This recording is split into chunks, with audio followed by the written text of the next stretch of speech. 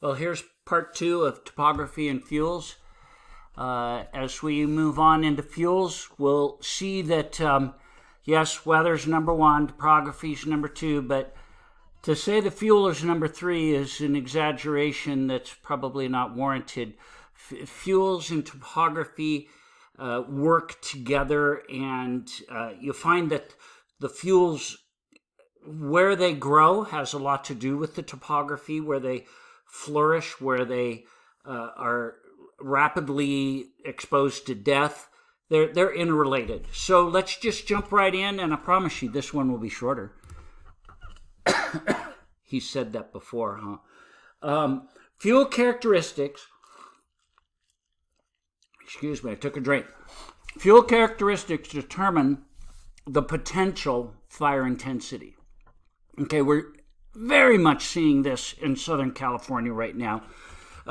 We've got a prolonged drought that has had periodic seasons of good rain, like 2 years ago, and the last season of rain was decent, but certainly not enough to turn around the effects of this long-term drought. And whether it's global warming or not, you can talk about with scientists and politicians. I don't have the answers to that, but no doubt about it. Wildland fires are out of control in the state of California, and one of the reasons is our fuels. We've got a lot of tree death and a lot of grasses, maybe some mismanagement. Maybe we overdid it on stopping fires. Who knows? There's lots of theories out there, but the bottom line is wildland fuels are grass, light fuels are huge contributors, and dead fuels are huge contributors. So we usually kind of, I like to classify fuels by type of light, medium, heavy timber. There's some others that, like our book says, lighter, fast-burning fuels like grass, heavier, slow-burning fuels like a stand of timber, and then, of course, buildings. But, there's a lot of different ways to categorize or give it a type.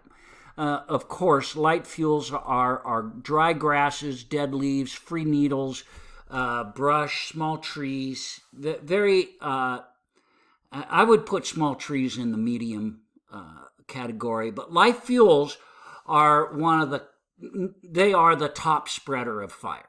Okay, they serve as kindling for the heavier fuels. Anybody who started a campfire knows that to get a fire going, you use really light stuff like pine needles, leaves, small sticks to get it going.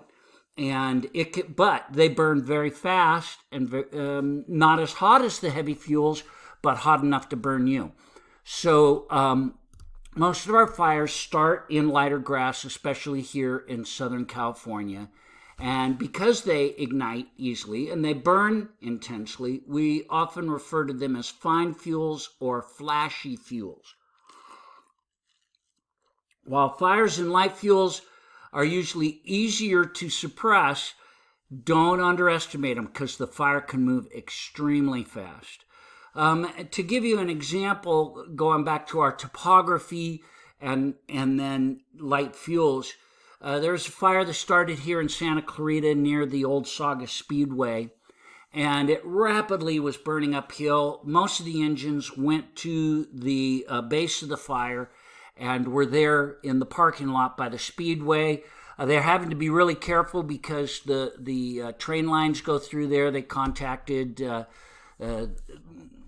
don't know who does our train around here. No, but so whoever it is that Southern Pacific Railroad, I don't know, but they contacted them. Well, myself in a patrol and another patrolman, we drove around and we knew the back roads to the other side of the hill, and the fire was progressing rapidly up this hill, and we knew it was going to crest it.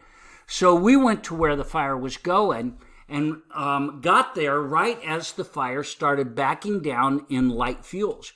But because it was backing down, it was going kind of a lot slower. So he grabbed a a shovel, and I grabbed a shovel, and the two of us went to town on this fire and basically knocked out the head of this fire, just two guys with shovels. And on the other side of the mountain were 5 engines. And then another engine showed up where we were, had been sent ahead. And they got there and said, wow, Randy, Mark, great job.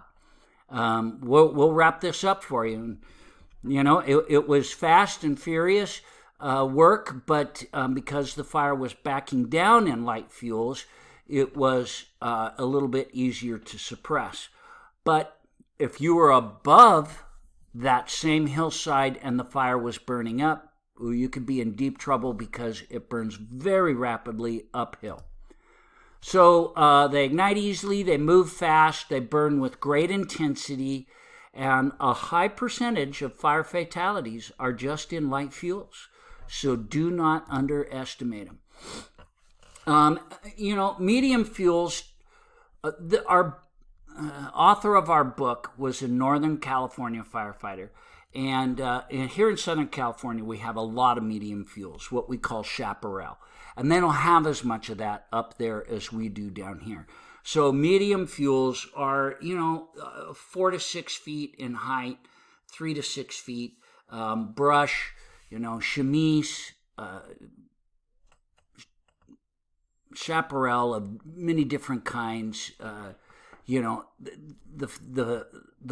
light, but not as light as grass, not as heavy as timber and trees and things of that sort. We have a lot of that around here. So the book skips that. I always like to point it out. Medium fuels is a big deal here in Southern California. Heavy or slower burning fuels are heavy fuels that once they get going, they can be really intense. But they're harder to get going, except for now with all of this tree death. And in fact, this photograph here does show a lot of tree death out there in the background. We'll talk about that later. Heavy fuels burn readily, produce large volumes of heat when they are dry. Fires in heavy fuels are oftentimes going to be more down on the ground fuels. They are, though, once they get into the crowns or into the main part of the trees, extremely hard to suppress. The best thing to do with a crown fire is not be in the way, because it's going to go where it wants to go. Heavy fuels are usually accompanied by an accumulation of dead and down. We got slash, we got litter, and dead logs, dead branches on the ground, and all of that can burn very intensely. In fact, in heavy fuels, in the timber, we can have a fire that can go through 1, 2, or 3 times in the same area, because goes through on the really low stuff, comes back on the medium stuff, goes through again through the crowns. You've got so much fuel it could go through 2 to 3 times. So fuels can be grouped into 3 groups or level: ground fuels, surface fuels, and aerial fuels. Ground fuels is duff, and the duff is the dead stuff that has decayed. So a lot of times you look at the ground when you're in a forested area and you think it's just dirt. But actually, if you take a scoop of it in your hand, you'll see that it's broken down leaves, pine needles, and things of that sort, and that all burns. So the roots, the stumps, don't underestimate fire that gets into the roots. The Oakland Hills fire spread through roots. The big fire up in the Sequoia National Forest, the Rough Fire, consistently had fire that got through the line through roots and things of that nature. Surface fuels are more our grass, the litter on top, the brush up to 6 feet. And then, of course, the aerial fuels are the higher fuels, the limbs, leaves, trunks, and especially the crowns of that heavy timber. So the size and shape of fuels is a big deal, right? Try and start a campfire with a big log, and you're going to be sitting there like this bozo in the picture trying to light a log with a lighter. It's just not going to happen. Less heat is required to ignite smaller pieces of fuel, and this is because everything has a surface temperature, and the surface area plus the mass and plus the weight and size and volatility of every fuel, and the liveness or deadness, the moisture in it, all of these things play a part in whether a fuel will readily burn or not. So the finer the fuel, the less heat it takes. Our ladder fuels are those fuels that help a fire get from the grass into the trees. So a lot of times when we ask people to clear their grass, we'll also say, we need you to work on your ladder fuels. And it's like, well, what do you mean by that? Well, those low-hanging branches and clumps of brush, try and thin it out so that the fire doesn't have a ladder to climb of fuels into the trees. Because once it gets into the trees, into the crowns, it's really a tough firefight. So the limbs, the brush, the young trees, all of them are examples of ladder fuels. And here's a great photograph, from this road. Well, the fire in this grass could start very easily and very readily. But it's this dead brush and these low-hanging branches that give it the avenue to go into the trees and become a pretty intense fire. The higher the intensity of the surface fire, the fewer ladder fuels necessary to move the fire into the tree crowns because they have longer flame lengths. So close spacing of trees is an issue, especially for crowning. If you see torching, you have the potential for crowning. You have all of the common denominators for crowning are there if you have one tree torch from bottom to top, another tree torch from bottom to top. But the reason that they're not getting a continuous crowning run is because they're not close enough together. So the closer the spacing of the trees allows fire to climb into them and then to run the crown. Our book kind of talks a little bit about fuel sizes. There are no questions, as far as I can remember, about the 1/4 inch in diameter to what. But grass and litter, this is a great photograph of grass and litter. Pine needles, broken branches, leaves, and things of that nature. Twigs and small stems.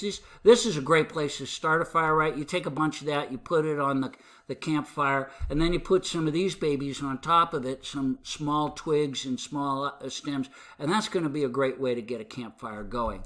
But as we go bigger, we get into larger branches from 1 inch to 3 inches and large stems and branches that are 3 inches or more. That whole thing, that matters to how readily it'll burn or how intense. The bigger the fuel, once it gets going, the more intense the fire. The lighter the fuel, the easier it is to burn, but it burns rapidly and then it's gone. So remember that part. When we're talking about fuel, we talk about the type and then the moisture and temperature and the arrangement. So fuel moisture is very much related to fuel temperature and is related to our previous conversation on weather.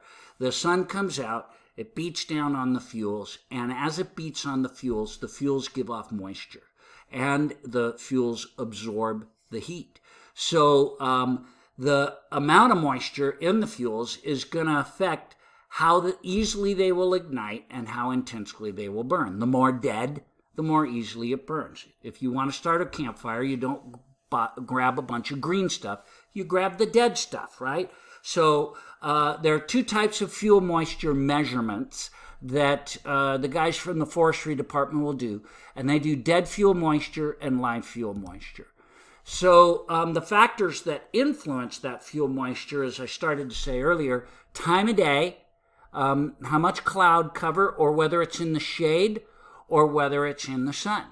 So remember I mentioned when I drive up to Hume Lake or up into the Sequoia National Forest, as I'm driving up from the Fresno area towards the national park, I'm on a south-facing slope. And everywhere around me is dead grass and dead medium fuels. And some oak trees, and then you start to get into pines.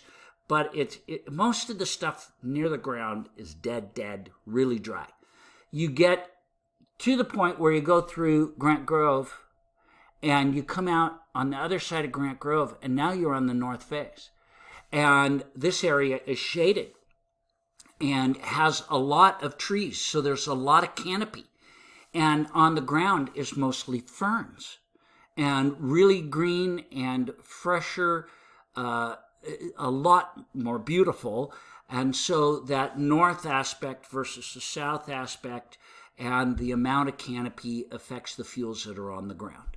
So slope, solar radiation, elevation, time of year, all of these things are going to affect the fuels. And I'm sure you remember this photo that I showed earlier, but here is dead grass leaves, temperature in the shade, 114. It was a very hot day, but in the sun, 152. Almost a 40-degree difference, and all I did was point to the left and then pointed to the right, standing exactly in the same place. So the fuel here is going to catch fire much more readily than the fuel here. There is a thing that we've talked about with weather that's also an issue with our fuels. Just like the sun coming out, the response is delayed on the earth and in the fuels as well. So time lag is the time it takes for the moisture contents of the fuels and the surrounding air to equalize. So as the fuel is smaller, the time lag is very short, an hour. And as our fuels get bigger, sage, juniper, chaparral, well, it takes 10 hours for them to equalize. But when we get into logging slash, or even bigger yet, logs and mature standing timber, it takes 1,000 hours to get it to get to the same temperature. So, here we are, September, October. A lot of our fuels that are still alive, but they're getting closer to that dead point, and they're like going, it needs to rain, I'm really thirsty, give me some water. But the grass and even the medium brush by now, long ago, went from live to mostly dead. And hopefully with some rain, they'll come back to life, but most of the time, the grass won't come back to life, but new grass will grow.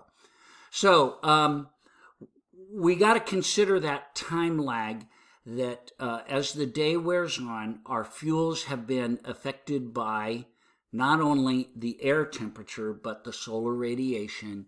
And the deader they are, the more they absorb that heat. And as their temperature goes up, just like in the air, as the temperature goes up, the moisture goes down. So, here's what you want to be aware of. Extreme burning conditions. Be on the alert for any extreme burning conditions when the fuel moistures reach these levels. So September, October, and sometimes even into November are our worst fire months. And so we think the bad fires are behind us because it's not as hot now. Well, not really. The Santa Anas are going to be picking up, and hopefully, God forbid, we have any worse fires than we've already had. But the season is really just coming to its head over this month and the next month. So be aware of any 1 hour fuels when the relative humidity is at 25% or below, and your 10-hour fuels are at 7% or below, and your 1,000-hour fuels, that's your heavy timber, are at 13% or below. Well, let's apply that to California on a couple of last slides here, and then a little bit about fuel arrangement. California has had an extreme burning conditions alert. We know that the bark beetle has just done devastation to the ponderosa pines and some of the other types of trees. The firs and the cedars don't seem to be as vulnerable to the bark beetle as our pines, but especially the ponderosa pine, just dead everywhere. So trees under stress cannot produce enough sap to protect themselves from the insects. So when they get adequate rain, they produce sap. The bark beetle tries to get in, and they can't because there's sap there to protect them from the beetle getting in. But once they're under stress, they don't produce that sap, and the beetles get in and eat the tree and kill them. And this is just a horrific picture, but much of the west side of the Sierras looks like this right now. Here is some information from CAL FIRE. This chart was done in 2017, and the data is even worse now. So well over 125 million trees have burned, have died. In 2016 was the worst year. 62 million trees estimated died. And then in 2017, 27 million. I was watching the guys cut down the dead trees up at Hume Lake, and they had come through and marked all the ones they were going to cut down. And then by the time they came a week or two later to cut down those trees that had been marked for cutting down, there were 2 or 3 others that had died, and they cut down those as well. It's the only thing you can do. You can cut these trees down and make them less vulnerable to spreading fire. And also, a downed tree doesn't, the bark beetles like to go from tree to tree to tree, and when it's down on the ground, it's a little less of a problem, at least as far as I understand it. So this is a big issue. The drought-related tree mortality is devastating in California. That's the cedar fire that they just had in the Bass Lake area, right in here. Some of the worst conditions right in here. And that was driven by there was Diablo winds, maybe mono winds, played a part in it, precursor to us getting Santa Ana's here in the local area. But the winds were a big part of it, but the dead trees was another big part that drove that fire. Now, last thing is compactness and arrangement. Now, if you're too close, sometimes it doesn't allow for enough oxygen, but the closeness and the arrangement of the fuel influences how easily it ignites and how well it will burn. And even though this is pretty tight in here, this is all dead stuff. This is gonna burn very readily. It's just got a clear avenue. A fire in an area like this, maybe down on the ground, it's not going to burn as horribly because the dead stuff's going to burn, but it's cooler and it's really compact. But if it does get into the crowns, it's just going to go. If the fuels are compact, there's less surface area exposed to the flames and less oxygen necessary to support the combustion. You can expect a slower rate of spread, again, unless it gets into the crowns. But crowning cannot happen unless they're close enough to where, like 20 feet, if a tree is more than 20 feet away, it's probably not going to jump from one to the next. When they're closer, then crowning can be continuous. And I'm sure you all remember the crowning video we watched. And 23 minutes. I'm done. That was way shorter than the last one. Make sure to read the book on fuels and topography on that chapter and be ready for the quiz at the end. And there's no pop quiz related to this week as of right now, but I might change my mind. So if you're listening to this in a different semester, you might have a pop quiz. Just pay attention to the instructions for this chapter. Okay? Have a great day, stay safe, and stay healthy.